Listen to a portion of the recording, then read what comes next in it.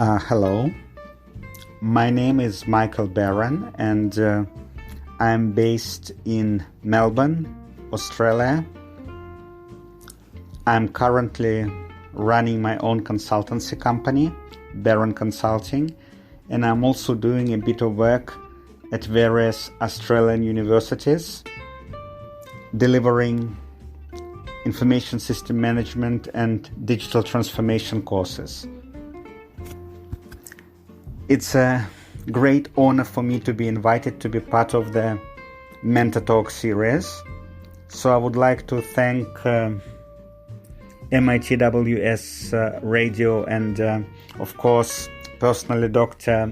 Karan Pratap Singh, the founding president of the radio, the driving force behind the project, which I think is truly instrumental in bringing ideas from across the globe towards a common knowledge bank and allowing all of us to share our ideas, share our thoughts, share our experiences, and learn from each other. Today I'm going to talk about challenges to big data analytics, because recently I've been involved in a number of big data analytics projects, and I must say that as time goes by, things are supposed to get easier. So the longer we're engaged within a particular field for, the easier we're supposed to find the tasks that we're faced with. But with the big data analytics, because of the technical complexities, because of the ever-changing environment, once we pass a particular range of challenges, new challenges appear to emerge. So I'm going to talk about some of those challenges today. Challenges to the big data analytics. So first thing first, just to be clear what big data is, when I refer to big data, I refer to data sets which are large and complex. And those two, the size and complexity, are the defining features of big data. Well, the size of the data is important, but it is manageable. These days, the sheer amount of data is something that organizations can organize and manage as long as they have sufficient resources available and as long as they understand the data. It is complexity of the data that is posing the greatest challenge of all. Data comes in a range of formats, yet we need to bring it to the common denominator. And unless we do so, it will be very hard for us to come up with the objective and accurate analytics outcomes. So the first challenge I think that is very transparent today is difficulty in finding so-called experts, difficulty in assembling a team of knowledge professionals in the field of data analytics for large projects. In order to make the analytics effective, if it's a major project, such as, for instance, the project of COVID contact tracing that the Australian government is currently undertaking, trying to see the spread of the virus, trying to use analytics to follow up on the virus spread around the country.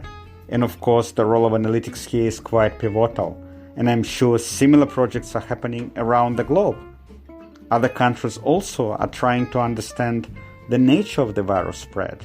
So in order to do such kinds of complex analysis, it's not enough for us to use 1, 2, 3, 4, 5 tools.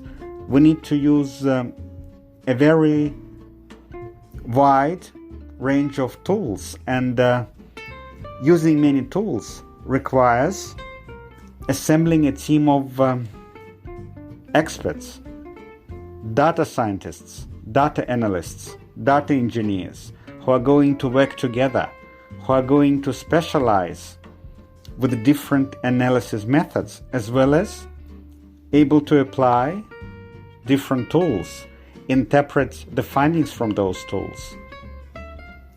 This is a challenge because one may be an expert with some of the tools, but not with others.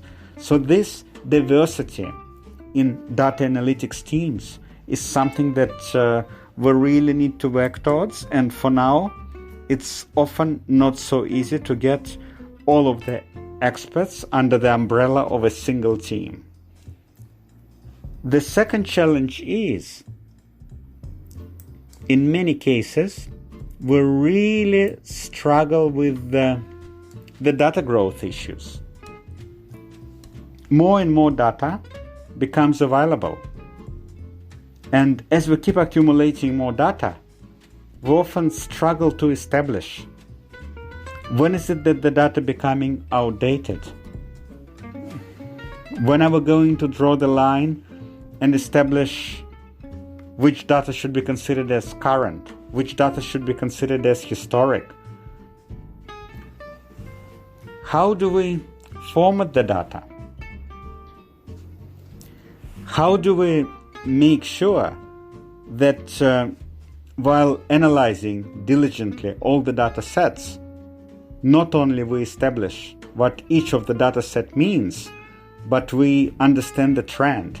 Because one of the main benefits of accurate data analytics is ability to establish the trends, not just to establish the meaning of the data, but understand the trends that this data is telling us about. And this is often a problem. We're too stressed studying the data that comes our way to take a more holistic, if you like, approach and understand not only its exact meaning, but the story behind it, the story behind the data, maybe the future stories to come. Then, of course, the challenge of security. We're working with a lot of data. We're responsible for handling this data. When we're collecting data from individuals, the data is being shared with us on the assumption that it's going to be confidential, that we're going to keep it secure, that it's not going to be revealed to the third parties. This is very significant kind of responsibility. Can we handle this responsibility? What measures can we take in order to maintain security of the data sets?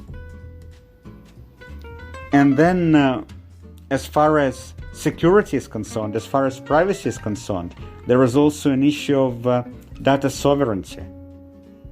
We're dealing with data that comes our way from around the globe, and there are different rules, there are different policies, there are different security requirements and standards that could be anticipated depending on the geographic location of the organizations, of the individuals that the data comes from.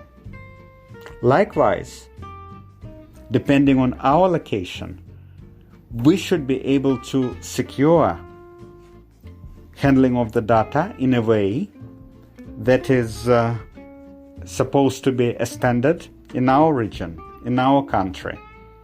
So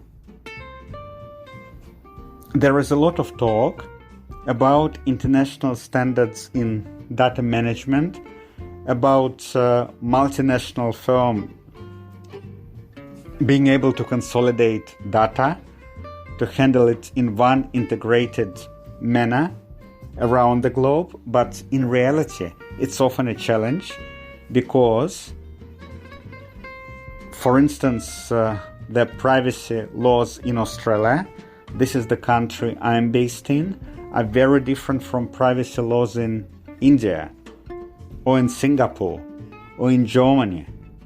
So when I am responsible for the data, I need to be aware not only of the data handling and management and security issues in Australia, but I need to understand where the data comes from and what to do about it, what to do about laws and requirements of other countries.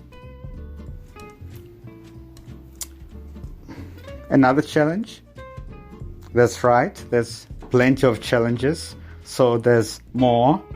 So another challenge is to do data analytics effectively.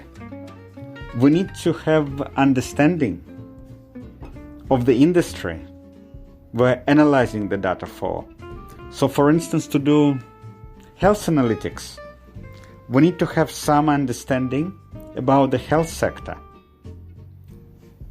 If we want to do analytics for educational institutions, something I've been doing for my clients, I need to have good understanding of kinds of issues that the educational institutions are dealing with. So it's not enough to be a data scientist. You cannot just say, look, we're a team of data scientists, we understand the analytics, we understand the tools, we can analyze what's going on in your organization. Unless you have at least some background knowledge of the industry, you really cannot do it. And often we're dealing with the cross-industry environments because many organizations, they're not really operating within a single industry. They're operating within a framework that is home to several industries. For instance, if you look at the travel industry, the travel industry often comes hand in hand with the hospitality industry. The travel industry often comes hand in hand with the additional service industries that are suffering greatly or benefiting greatly from what is going on in the travel industry. To understand those specific issues, being a data scientist is definitely not enough. So, got to be multi-skilled if you like. Got to be able to put together your industry skills and data analytics skills.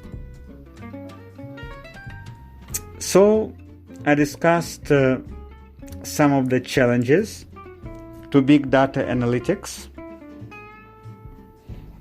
Now maybe it's good to get a little bit more positive and suggest, if not remedies, then at least some approaches that we could consider to deal with those issues. First of all, very effective, and this is what I found very, very effective indeed. Try to put together a team of people who are not necessarily having strong background in data analytics, but have a range of skills. So don't look out for teams that are similar in their backgrounds, that are similar in what they're doing.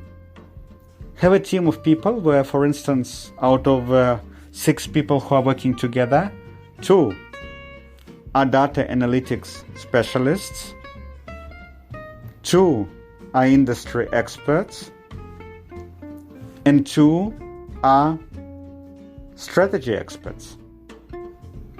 As a team, they can work amazingly well to establish the trends, to analyze the data, and to be able to not only to study the data at their fingertips, but also provide recommendations to the client. What should be done next?